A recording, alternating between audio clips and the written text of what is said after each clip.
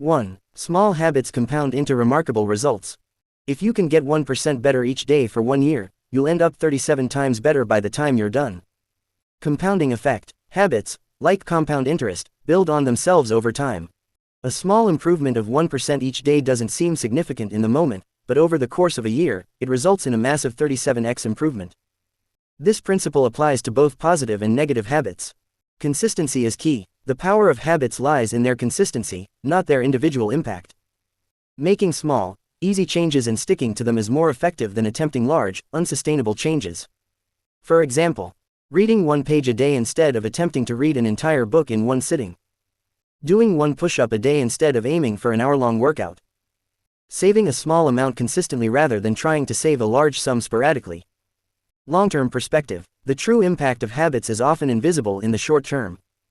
Like an ice cube slowly melting, progress may seem imperceptible until a critical threshold is reached. Patience and persistence are crucial for reaping the benefits of good habits. 2. Identity-based habits are more likely to stick. Every action you take is a vote for the type of person you wish to become. Identity shapes behavior. Instead of focusing solely on outcomes, focus on becoming the type of person who can achieve those outcomes. For example, rather than setting a goal to lose weight, focus on becoming a healthy person who exercises regularly and eats nutritious food. Habit formation process. Decide the type of person you want to be. Prove it to yourself with small wins. Reinforce the identity through repeated actions. Examples of identity-based habits. I'm a reader, instead of, I want to read more books. I'm an athlete, instead of, I want to lose weight. I'm a writer, instead of, I want to write a book. By aligning habits with desired identities, we create a powerful feedback loop that reinforces positive behaviors and makes them more likely to stick. 3. Make habits obvious, attractive, easy, and satisfying. The most effective way to change your habits is to focus not on what you want to achieve, but on who you wish to become. 4 laws of behavior change. Make it obvious. Increase visibility of cues that trigger desired habits. Make it attractive. Associate habits with positive emotions or rewards. Make it easy. Reduce friction and lower the activation energy required. Make it satisfying. Provide immediate rewards to reinforce behavior. Application strategies. Obvious. Use visual cues, like placing a book on your pillow to read before bed. Attractive. Pair an enjoyable activity with a necessary one. Easy. Reduce steps needed to start a habit. Satisfying. Celebrate small wins and track progress visually. By manipulating these 4 factors, we can significantly increase the likelihood of forming and maintaining positive habits while breaking undesirable ones. 4. Environment design is crucial for behavior change. You do not rise to the level of your goals. You fall to the level of your systems. Environment trumps willpower. Our surroundings play a crucial role in shaping our behavior. By designing our environment to make good habits easier and bad habits harder, we can significantly increase our chances of success. Strategies for environmental design. Remove temptations. Keep junk food out of the house. Make good habits visible. Place fruits on the counter. Increase friction for bad habits. Unplug the TV after each use. Decrease friction for good habits. Prepare gym clothes the night before. Context-dependent behavior. Habits are often tied to specific contexts or locations. Changing your environment can help break old habits and form new ones. For example, if you're struggling to write at home, try working in a coffee shop or library.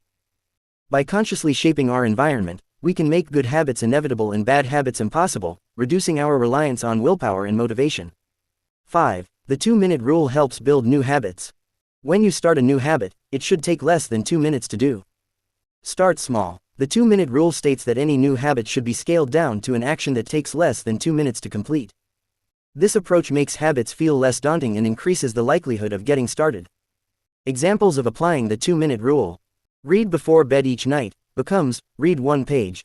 Do 30 minutes of yoga, becomes, take out my yoga mat.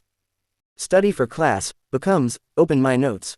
Run 3 miles, becomes, tie my running shoes. Gateway habits. These small actions serve as gateway habits that lead to the larger behavior you want to adopt. Once you've started, it's easier to continue.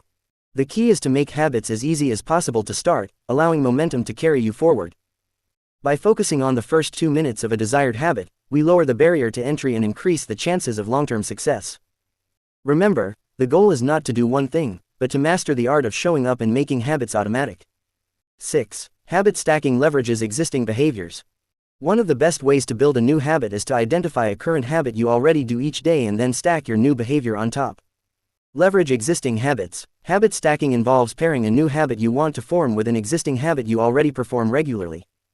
This technique takes advantage of the neural networks already established in your brain. Habit stacking formula. After, I will. Examples of habit stacking. After I pour my morning coffee, I will meditate for 1 minute. After I take off my work shoes, I will immediately change into my workout clothes. After I sit down to dinner, I will say one thing I'm grateful for. After I get into bed, I will read 1 page. Creating chains of habits. Once you've mastered one habit stack, you can create larger stacks by chaining small habits together. This allows you to take advantage of the natural momentum that comes from one behavior leading into the next. By anchoring new habits to existing ones, we increase the likelihood of remembering to perform the new behavior and make the process of habit formation more automatic and effortless. 7. Immediate rewards reinforce habit formation. What is immediately rewarded is repeated. What is immediately punished is avoided. Immediate versus delayed gratification. Our brains are wired to prioritize immediate rewards over long-term benefits. To form lasting habits, we need to align our desired behaviors with immediate positive reinforcement. Strategies for creating immediate rewards. Make the benefits of good habits more immediate. Make the consequences of bad habits more immediate. Examples of adding immediate rewards. After exercising, reward yourself with a relaxing shower or smoothie. After completing a work task, take a short break to do something enjoyable.